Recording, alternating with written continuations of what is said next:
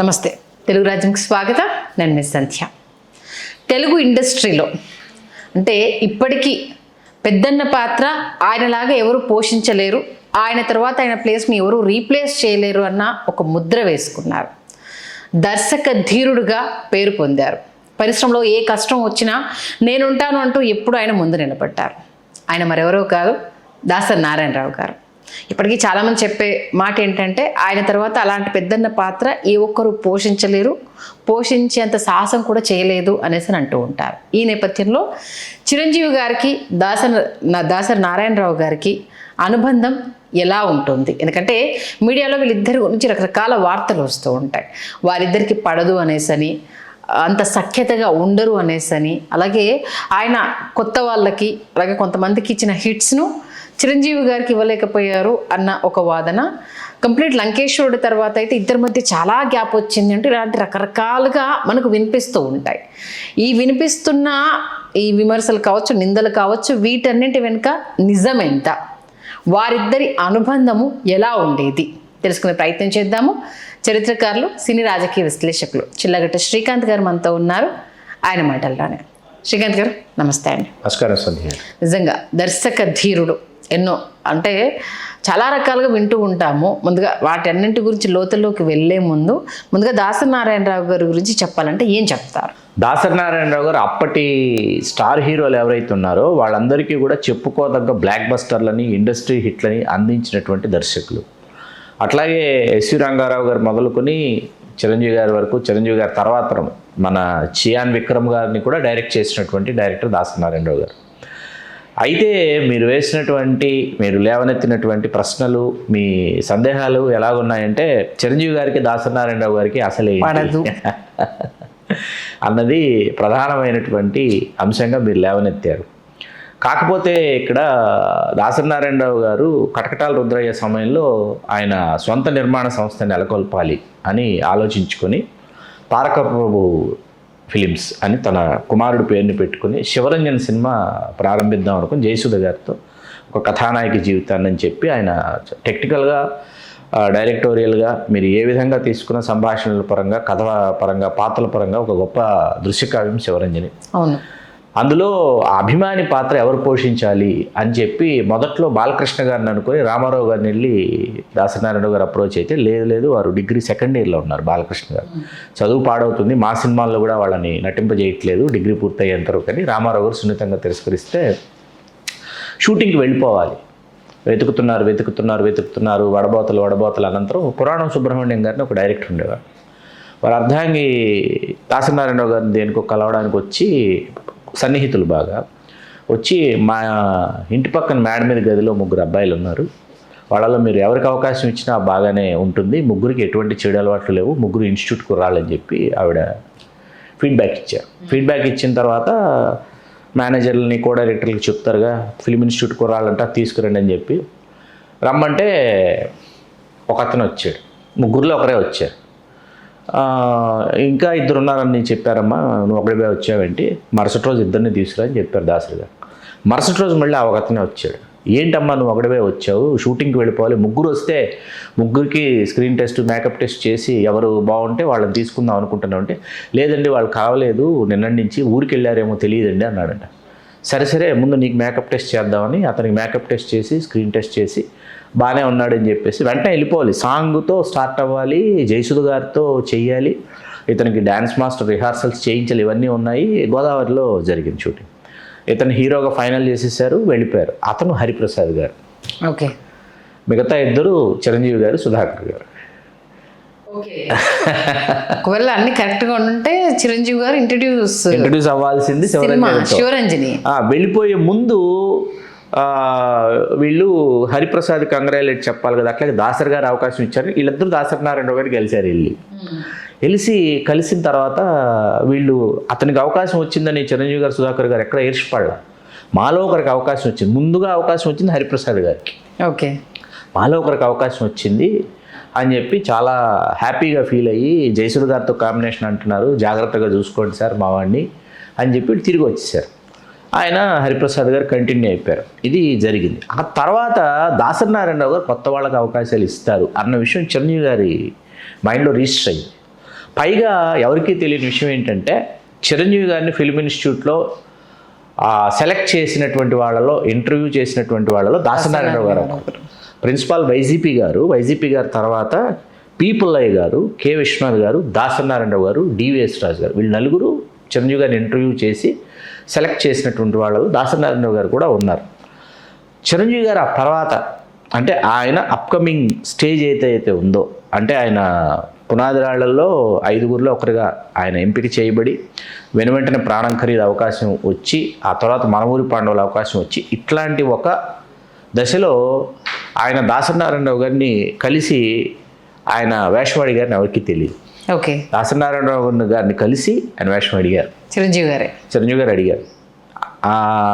ఆ సందర్భంగా మాది ఫలానా ప్రాంతం, మేం ఫలానా అని చిరంజీవి గారు చెప్పుకున్నటువంటి విషయం కూడా చాలా అతి కొద్ది మందికి తెలుసు. ఇది దాసనారాయణరావు గారు స్వయంగా నాకు చెప్పిన విషయం నేను మీకు చెప్తున్నాను.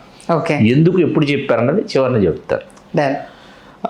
చెప్పిన తర్వాత దాసనారాయణరావు గారు అన్నారంట, లేదు బాబు, ఈ సినిమాలో మనం ఫలానా ప్రాంతం నుంచి వచ్చాం, లేకపోతే మనం ఫలానా అన్నవాటికంటే ప్రతిభే ఎక్కువ రాణిస్తుంది. ఈ సినిమాలో ఇప్పుడు మోహన్ బాబు అని అతను నటిస్తున్నాడు, అతనికి మొదటి అవకాశం నేనే ఇచ్చాను స్వర్గం నరకంలో, ఆ తర్వాత ఈ సినిమాలు కూడా మోహన్ బాబే చేస్తున్నాడు అని దాసనారాయణరావు గారు చెప్పిన తర్వాత, పర్వాలేదండి ఈసారి ఏదైనా వేషం ఉంటే నాకు ఇవ్వండి అని చెప్పి చిరంజీవి గారు వెనుతిరిగి వచ్చేసారు. చిరంజీవి గారిని దాసనారాయణరావు గారు పిలవాల, చిరంజీవి గారు ఆ తర్వాత వెళ్ళి దాసనారాయణరావు గారిని కలవాల. ఓకే. ఇది ఒక దశ. ఈ దశ దాటుకున్న తర్వాత ఏంటంటే మనం కళ్ళు మూసి తెరిసేలోపు చిరంజీవి గారు వచ్చిన ప్రతి అవకాశాన్ని అందిపుచ్చుకొని, ఏ దర్శకుడు తనకి అవకాశం ఇచ్చినా, ఏ దర్శకుడు తనను పిలిచినా ఆ పాత్రని తాను పోషించినటువంటి తీరు కానీ, దానిని ఆ అవకాశాన్ని సద్వినియోగం చేసుకున్నటువంటి తీరు కానీ ఖచ్చితంగా ఈవేళ మేము హీరో అవ్వాలి, నేను ఆర్టిస్ట్ అవ్వాలి, నేను సక్సెస్ఫుల్గా ఇండస్ట్రీలో కంటిన్యూ అవ్వాలనుకునే వాళ్ళందరూ కూడా దృష్టిలో పెట్టుకోవాల్సినటువంటి విషయం. ఆయన క్రమశిక్షణ కానీ, సమయపాలన కానీ ఇవన్నీ చాలా ఖచ్చితంగా ఉంటాయి.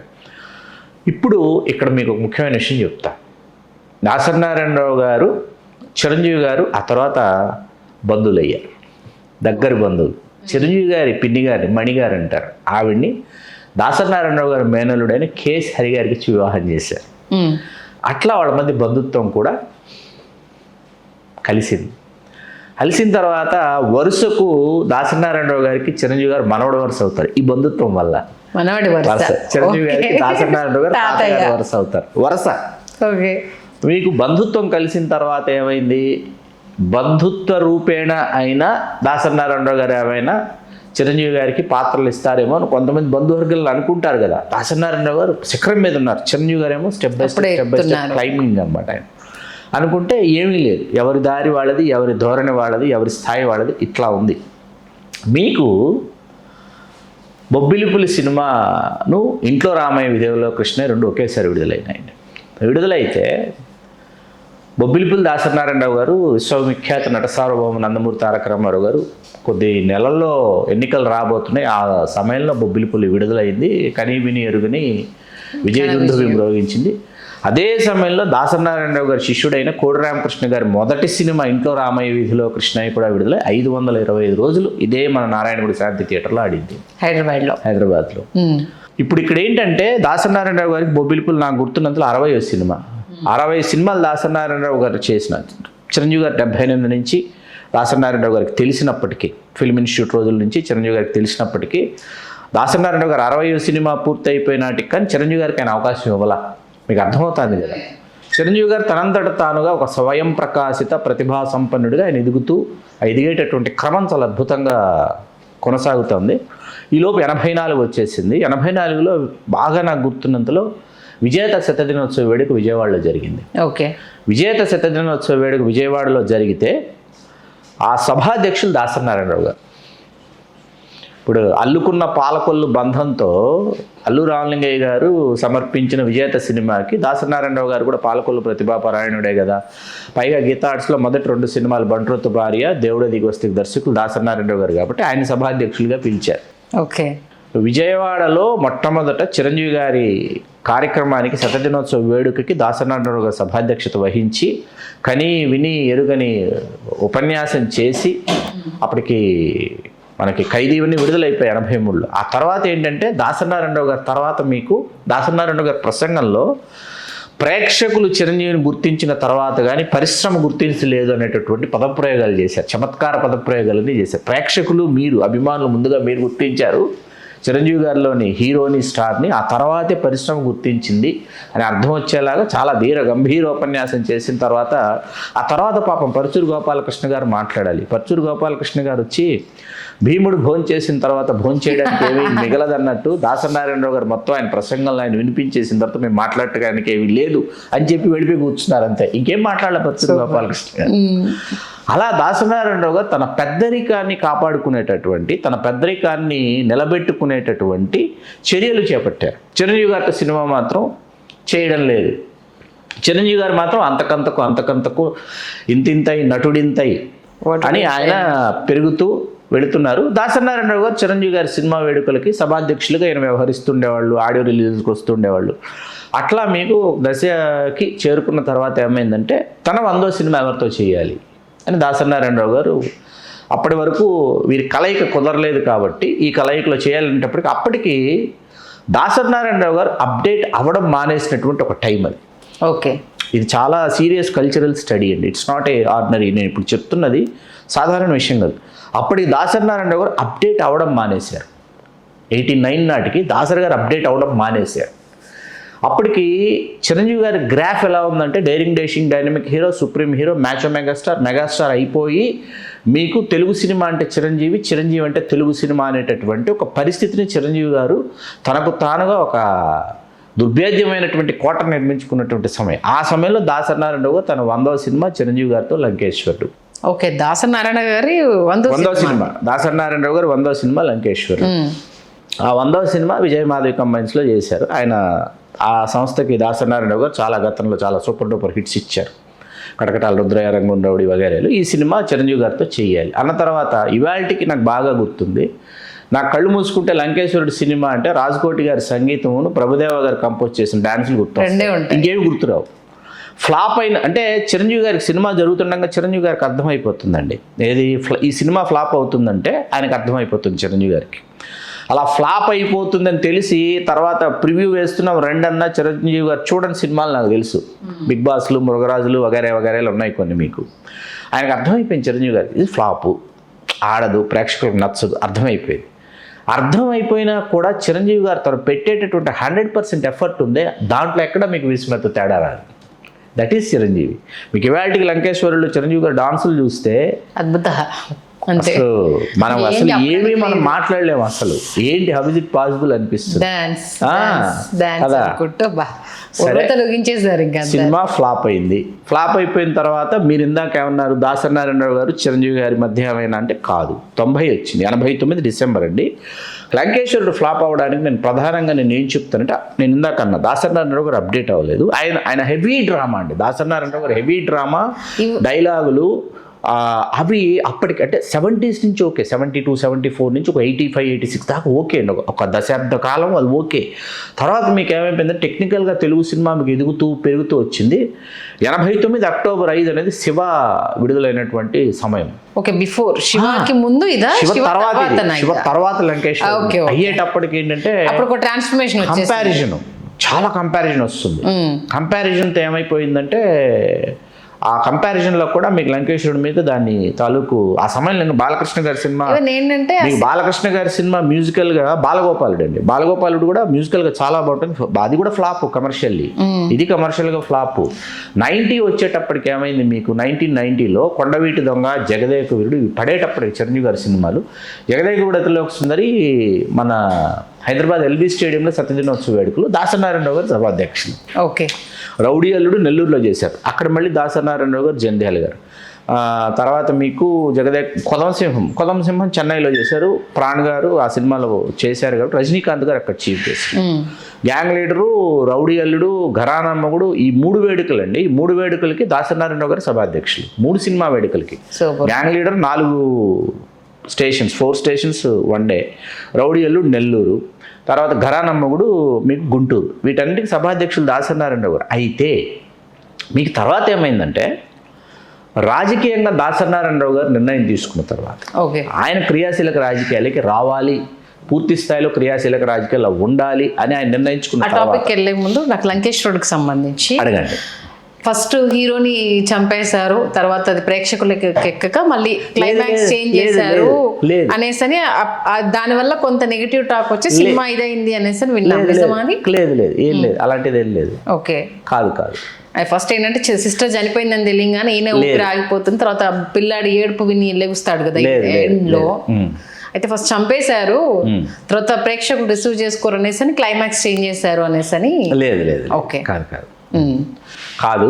మీకేంటంటే ఆ సినిమా ఒక విచిత్రమైన ఎక్స్పీరియన్స్. లంకేశ్వరుడు అభిమానులు చాలా కష్టపడుతూ చూసినటువంటి సినిమా థియేటర్స్లో. చిరంజీవి గారు డాన్సుల కోసం రిపీటెడ్గా వెళ్ళి కూర్చునేవాళ్ళం తప్ప డైలాగులు సీన్లు వచ్చేటప్పటికి చాలా బోరింగ్గా ఫీల్ అయ్యేవాళ్ళం. సరే, ఆ తర్వాత రాజకీయంగా దాసనారాయణ గారు ఎదగాలి, పెరగాలి అనేటటువంటి కోరికలు చిరంజీవి గారిని ఒక దశలో ముఠా మేస్త్రి ఆ సమయంలో చిరంజీవి గారితో చర్చ చేసినప్పుడు చిరంజీవి గారు సున్నితంగా తిరస్కరించారు. ఎందుకంటే రామారావు గారు క్రియాశీలక రాజకీయాల్లో ఉన్నారు. దాసనారాయణ గారు ఉదయం దినపత్రిక ద్వారా చిరంజీవి గారు రాజకీయాల్లోకి వస్తే బాగుంటుందా బాగుండదా అని చెప్పి ఒక చర్చ పెట్టారు. పోల్ పెట్టారు, డైలీ పోల్ అండి పత్రికలో. డైలీ పోల్, ఒక మన ఎగ్జిట్ పోల్ లాగా పెట్టారు. మన ఒపీనియన్ పోల్ మనం రాసి పంపించాలి ఉదయం దినపత్రికకి కొన్ని వారాల పాటు రాసి పంపించాలి. చిరంజీవి గారిని ఏంటంటే ఆ పోల్ ద్వారా చిరంజీవి గారిని ఎలాగైనా క్రియాశీలక రాజకీయాలకు తీసుకురావాలి. అప్పుడు మీకేంటంటే కాంగ్రెస్ పార్టీ అధికారంలో ఉంది. కాంగ్రెస్తో దాసనారాయణ గారు చాలా సఖ్యతగా ఉన్నారు. కాంగ్రెస్ అధికారంలోకి రావడానికి 89లో దాసనారాయణ గారి పాత్ర కూడా ఉంది ఉదయం దినపత్రిక ద్వారా. మిర్యాల వెంకటరావు గారు, కాపునాడు వగేరా, వంగవీటి రంగా గారి హత్యోదంతం ఇవన్నీ. ఇక్కడ తిరిగి కాంగ్రెస్ పార్టీ అధికారంలోకి రావాలంటే తను సరిపోడు, తనతో పాటు చిరంజీవి గారు లాంటి ఒక శక్తి ఉండాలి. ఒక రాజకీయ పార్టీ నెలకొల్పి కొన్ని స్థానాల్లో గెలుపొందితే, కాంగ్రెస్ పార్టీ కొన్ని స్థానాల్లో వస్తే ఇది అది కలిసి ఒక అటువంటి ఆలోచన దాసనారాయణ గారు ఆ సమయంలో చేశారు. చేసి చిరంజీవి గారిని రాజకీయాల్లోకి తీసుకురావాలి ఎలాగైనా చెప్పి ఉదయం దినపత్రికలో పోల్ పెట్టి 72% మంది తెలుగు ప్రజానీకం చిరంజీవి గారిని ప్రత్యక్ష రాజకీయాలకు రావాలనుకుంటున్నారు. ఒక పెద్ద ఎత్తున ఒక 72% చిరంజీవి గారు రాజకీయాలకు రావాలనేటట్టు చిరంజీవి గారిని తర్వాత ఈవేళ చిరంజీవి గారు గుర్తు చేసుకున్న అన్నపూర్ణ 7 ఎకరాల్లో ముఠా మేస్త్రి సినిమా ఈ పేటకు నేనే మేస్త్రి పాట జరుగుతుంటే ఆయన సామాజిక వర్గానికి చెందినటువంటి ముఖ్య నాయకులు అందరూ చిరంజీవి గారిని వెళ్ళి, చాలా ముఖ్య నాయకులు, రాష్ట్ర స్థాయి నాయకులు, మిర్యాల వెంకటరావు గారు కూడా ఉన్నారు, వీళ్ళు వెళ్ళి చిరంజీవి గారితో చర్చించడం జరిగింది.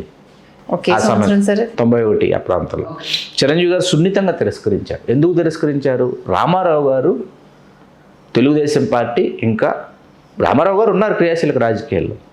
నేను ఇప్పుడే 78లో ప్రారంభిస్తే 90ల నాటికి 12 సంవత్సరాలు పూర్తయి 13వ సంవత్సరం నా కెరీర్ సజావుగా సవ్యంగా సాగుతోంది.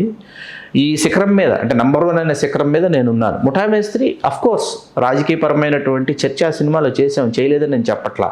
అంత మాత్రం నేను ఇప్పటికిప్పుడు ప్రస్తుతంగా వెంటనే రాజకీయాల్లోకి వస్తానని కాదు. ఇది ఒక పాత్ర, ఈ పాత్ర నేను పోషిస్తున్నాను. కాబట్టి సున్నితంగా చిరంజీవి గారు తిరస్కరించి వీళ్ళు వెలుపలికి వచ్చారు. 94 ఎన్నికల్లో కనీవిని ఎరుగని విధంగా తెలుగుదేశం పార్టీ ప్రభంజనం సృష్టించింది. తర్వాత మీకు 99 ఎన్నికలు, 95 చంద్రబాబు నాయుడు గారు ముఖ్యమంత్రి అవ్వటం, ముఖ్యమంత్రి అయిన తర్వాత 99 ఎన్నికలకు ముందు బాగా గుర్తు చేస్తున్నాను. తెలుగు తల్లి అనే ఒక పార్టీ నెలకొల్పాలనుకుని అదే సమయంలో దాసనారాయణ గారు మేఘ సందేశం అనే సినిమా వారపత్రిక, బొబ్బిలిపులు అనే ఒక రాజకీయ వారపత్రిక ప్రారంభించి 2 పత్రికల ద్వారా తన ఆధిపత్యాన్ని మరొక మారు, గతంలో శివరంజన సినిమా వారపత్రిక, ఉదయం దినపత్రికలతో కోల్పోయినటువంటి ప్రాభవాన్ని మళ్ళీ 2 పత్రికల ద్వారా ఆయన పొంది బొబ్బిలిపులు రాజకీయ వారపత్రికతో చంద్రబాబు నాయుడు గారి ప్రభుత్వం మీద పెద్ద ఎత్తున ఆయన దాడి చేస్తూ ఒక్కసారిగా తెలుగు తల్లి అనే రాజకీయ పార్టీ నెలకొల్పుతున్నాను. ఆ ధైర్యం ఆయనకు ఒరే రిక్షా, ఉసే రాములమ్మ ఈ సినిమాలు ఇచ్చాయి. ఆ ధైర్యంతో ఏం చేశారంటే చంద్రబాబు నాయుడు గారి గవర్నమెంట్ని రామోజీరావు గారు ఈ పాత్రలన్నింటినీ తీసుకొని, రామోజీరావు గారి పాత్ర కెప్టెన్ రాజు గారు అని మలయాళ నటుడు వేశారు. చరణ్ రాజు గారు ఏమో చంద్రబాబు నాయుడు గారి పాత్ర పోషి పిచ్చోడి చేతిలో రాయిన ఒక సినిమా తీశారు దాసనారాయణరావు గారు. తీసి ఇది ఎన్నికల కోసం, కాంగ్రెస్ పార్టీ కోసం తీసి ఆయన స్టార్ క్యాంపెయినర్గా రాష్ట్రం అంతా పర్యటించి, రాజశేఖర రెడ్డి గారు పిసిసి అధ్యక్షులు, ఇదంతా జరిగింది. తర్వాత తిరిగి తెలుగుదేశం పార్టీని అధికారంలోకి వచ్చింది. తెలుగు సినిమా పరిశ్రమలో ఉన్న ముఖ్యులతో కావచ్చు, అందరితో చంద్రబాబు నాయుడు గారు చాలా సఖ్యతగా ఉన్నటువంటి సమయం కాబట్టి 99లో తిరిగి తెలుగుదేశం పార్టీ అధికారంలోకి. ఈ తెలుగు తల్లి పార్టీ అంతర్ధానం అయిపోయి కాంగ్రెస్ పార్టీలోకి వచ్చారు. ఎవరు? దాసనారాయణ. తెలుగు తల్లి పార్టీ ఎక్కడా పోటీ చేయలేదు, ఏమీ చేయలేదు. కాంగ్రెస్ పార్టీలోకి దాసనారాయణరావు గారు వచ్చిన తర్వాత ఆయన రాజ్యసభకి 2 పర్యాయాలు నామినేట్ అయ్యారు. ఒకసారి కాదు, 2 సార్లు ఆయన నామినేట్ అయ్యారు. మొదటిసారి 99 ఆఫ్టర్ 99 ఉన్నటువంటి అకామిడేషన్స్లో ఆయన నామినేట్ చేయటం, రెండోసారి నామినేట్ అయ్యే టైంకి ఆయన 2004లో రాజశేఖర రెడ్డి గారు అధికారంలోకి రావటం, దాసనారాయణరావు గారు కేంద్ర మంత్రి కావటం, ఇవన్నీ జరిగాయి. ఇక్కడ ఢిల్లీలో దాసనారాయణరావు గారు ఆ తర్వాత చెప్పినటువంటి విషయం ఏంటంటే, నేను రాజకీయాల్లో ఉండగా చిరంజీవి గారు రాజకీయ పార్టీ నెలకొల్పరు, ఓకే, చిరంజీవి గారు రాజకీయాల్లోకి రారు, నేనుంటే చిరంజీవి గారు ఉన్నట్టే, మేమిద్దరం సమీప బంధువులం అనేటటువంటి విషయం దాసనారాయణరావు గారు తెలియజేశారని ఢిల్లీలో కొంతమంది కాంగ్రెస్ పెద్దలు మనతో చెప్పారు. ఆయన అలా కొనసాగుతూ ఉండగా చిరంజీవి గారు రాజకీయపరమైనటువంటి నిర్ణయం తీసుకుంటారు అని తెలిసినటువంటి క్షణాన, అదేంటి మీరు చిరంజీవి గారు రాజకీయాల్లోకి రారని చెప్పారు, చిరంజీవి గారు రాజకీయపరమైనటువంటి ఆలోచన చేస్తున్నారంట, మీరేంటి ఆయన నేనుంటే రాజకీయ పార్టీ నెలకొల్పరు అని కాంగ్రెస్ అధిష్టానం ఆయన ప్రశ్నించడం. ఈ బొగ్గు కుంభకోణం ఇదంతా ఇదొక కారణం అండి. మసిపూసి మారేడికాయ చేసి దాసనారాయణరావు గారిని వీలైతే మీరు చిరంజీవి గారి చేత రాజకీయ పార్టీ ఆయన నెలకొల్పకుండా చూడండి, ఓకే, అలా చేయగలిగితేనే మిమ్మల్ని కొనసాగించాలో చూస్తాం, లేకపోతే లేదు అని స్పష్టంగా చెప్పారు. చిరంజీవి గారు అప్పటికి నిర్ణయం తీసుకున్నారు, క్రియాశీలక రాజకీయాలకు రావాలనేటటువంటి ఒక నిర్ణయం తీసేసుకున్నారు. 2007 పూర్తి అయిపోయి 2008 ప్రారంభించే నాటికి. ఈలోపు దాసనారాయణరావు గారిని వాళ్ళు సాగనంపారు, కేంద్ర మంత్రి పదవి నుంచి తొలగించి వారిని సాగనంపటం ఇవన్నీ జరిగినాయి. జరిగిన తర్వాత దాసనారాయణరావు గారు ఇప్పుడు ఏ పార్టీలో ఉన్నారు? కాంగ్రెస్ పార్టీలోనే ఉన్నారు. దాసనారాయణరావు గారిని ఏ పార్టీ తొలగించింది? కాంగ్రెస్ పార్టీ. ఎవరి మీద కోపం ఉండాలి దాసనారాయణరావు గారికి? యాక్చువల్గా అయితే కాంగ్రెస్ పార్టీ మీద కోపం ఉండాలి. చిరంజీవి గారు పార్టీ నెలకొల్పుతుంటే చిరంజీవి గారి మీద కోపం పెంచుకున్నారు ఆయన. ఓకే, అంటే ఆయన పార్టీ అనౌన్స్ చేశారు కాబట్టి నీ వల్లే నాకు ఇది జరిగింది అనేసాను. చిరంజీవి గారి మీద కోపం పెంచుకొని చిరంజీవి గారి పార్టీ నెలకొల్పిన తర్వాత, ప్రజారాజ్యం పార్టీని ఆయన తిరుపతిలో ఆయన ప్రకటించిన తర్వాత చిరంజీవి గారి ప్రసంగాన్ని తీసుకుని ఆయన చిరంజీవి గారి పోలినటువంటి పాత్ర కావచ్చు కాకపోవచ్చు, వృద్ధాప్యంలో ఉన్నటువంటి ఒక పాత్రగా విజయ్ కుమార్ గారి పాత్ర, ఆర్టిస్ట్ విజయ్ కుమార్ గారు చేసిన ఆ పాత్రని తీసుకుని చిరంజీవి గారి అభిమానుల యొక్క వాళ్ళ యొక్క కష్టాలో, కడగంలో, బాధలో మరొకటో దానిని ఒక పాట రూపంలో, అట్లాగే చిరంజీవి గారి ప్రసంగాన్ని ఆయన తీసుకుని దాసనారాయణరావు గారు దాని మీద satirical press meet scenes, satirical dialogues, ఇట్లా మేస్త్రి అనే ఒక సినిమా తీశారు దాసనారాయణరావు గారు. ఓకే, సురేష్ కృష్ణ గారిని డైరెక్షన్ వేసి మొత్తం దాసనారాయణరావు గారు, మన ఫిలిం జర్నలిస్ట్ ప్రభు గారు కూడా అద్భుతమైన పాత్ర ఆ సినిమాలో పోషించారు, రచనా సహకారం కూడా ప్రభు గారు అందించారని చెప్తారు. మరి వేళ ప్రభు గారు చిరంజీవి గారికి ఎంతో ఇష్టడైనటువంటి, అప్పటి నుంచి ఇప్పటిదాకా ఆయన చాలా ఇష్టడైనటువంటి ఫిలిం జర్నలిస్టు. సరే, కాసేపు ప్రభు గారి సంగతి పక్కన పెడితే, ఇలా మేస్త్రి అనే సినిమాలో చిరంజీవి గారిని ఆయన వ్యక్తిత్వాన్ని హననం చేసే విధంగా దాసనారాయణరావు గారు చేసినటువంటి చర్య. కానీ ఫ్లాప్ కదా సినిమా, అది ఫ్లాపా హిట్టా పక్కన పెట్టండి. మీరు ఆయన ఇప్పుడు అంతగా మీరు విషం కక్కాల్సినటువంటి పని లేదు. ఓకే, మీకు ఆయన కేంద్ర మంత్రిగా ఉన్నారు దాసనారాయణ గారు. కాప్రాలో జరుగుతున్నటువంటి ఒక రక్తదాన శిబిరానికి ఆయన ముఖ్య అతిథి, చిరంజీవి గారి స్వచ్ఛంద రక్తదాన శిబిరానికి ఆయన ముఖ్య అతిథి. 1000 మందికి పైగా రక్తదానం చేసేటటువంటి రక్తదాన శిబిరానికి నేను సభాధ్యక్షుడు ఆ కార్యక్రమానికి. దాసనారాయణరావు గారు కాసేపట్లో రాబోతున్నాను. ఇవాళకి ఆ వీడియో నా దగ్గర చాలా భద్రంగా ఉంది, త్వరలో మనమే తెలుగు రాజ్యంలో ప్రజెంట్ చేస్తాం. అరవింద్ గారు నా దగ్గరకు వచ్చి, మనకు దాసరి గారికి కొంత, నీకు తెలుసు కదయ్యా, బాస్కి దాసనారాయణరావు గారికి కొంత అర్థం చేసుకో నువ్వు, కాబట్టి దాసనారాయణరావు గారు ఆఫ్టర్ సో మెనీ ఇయర్స్ మన డయాస్ మీదకి వస్తున్నారు, కాబట్టి ఆయన ప్లీజ్ అయిపోయేలాగా నువ్వు ఆయన గురించి మాట్లాడాలి, ఏం మాట్లాడతావో నాకు తెలియదు, ఆయన ప్లీజ్ అయిపోవాలన్నారు. నేనేం మాట్లాడి ఉంటానని మీరు ఊహిస్తారు, మీరు ఊహించగలరు. దాసనారాయణరావు గారు వచ్చారు, ఆయన క్యాన్వాయి సెక్యూరిటీ మొత్తం దిగారు, స్టెప్స్ ఎక్కి పైకి రావాలి. స్టెప్స్ మీద ప్లీజ్ అక్కడ ఆగండి సార్ అన్న. కేంద్ర మంత్రిని ఎవరన్నా అక్కడ ఆగండి సార్ అంటారా? దాసనారాయణరావు ఆగారు. సార్ ప్లీజ్ సార్ అక్కడ ఆగండి సార్. ఈ దేశంలో భారతరత్నాలు ఎంతమంది అయినా ఉండొచ్చు, దర్శకరత్న మాత్రం డాక్టర్ దాసనారాయణరావు గారు ఒకరే. Please sir welcome to the dais అన్న. 2 వాక్యాలు మాట్లాడాను నేను. ఓకే, ఆ వీడియో ఉంది.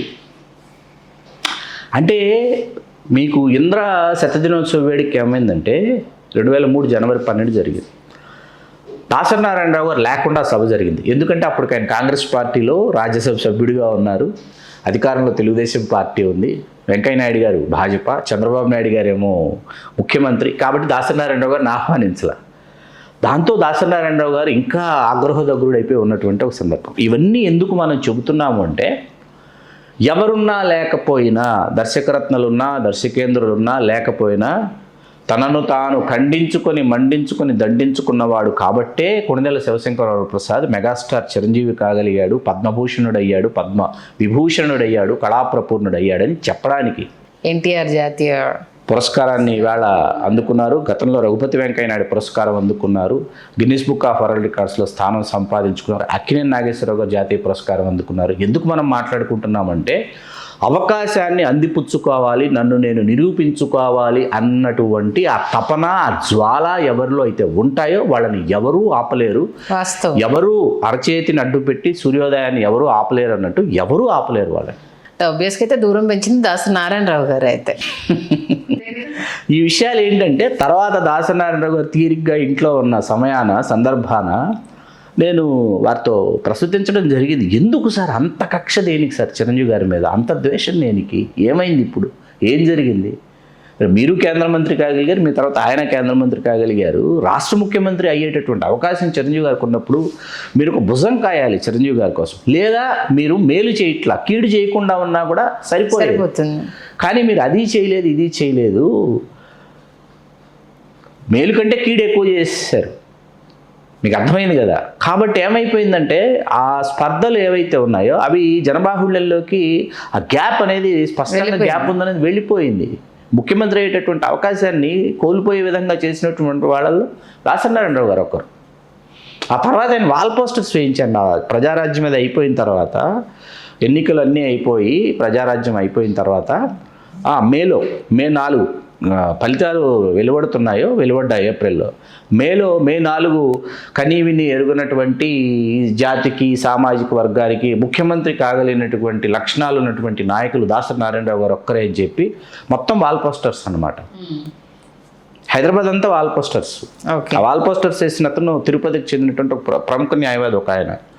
నేను ఫోన్ చేసి అడిగా, వాట్ బేసిస్ ఏన్ని ఆధారంగా చేసుకుని మీరు ఆయన ముఖ్యమంత్రిని అనుకుంటున్నారు సార్, అర్థం కావట్లేదు. కేంద్ర మంత్రి కాగలిగారు, ఆయన కావచ్చు, రాష్ట్ర ముఖ్యమంత్రి కావాలి అంటే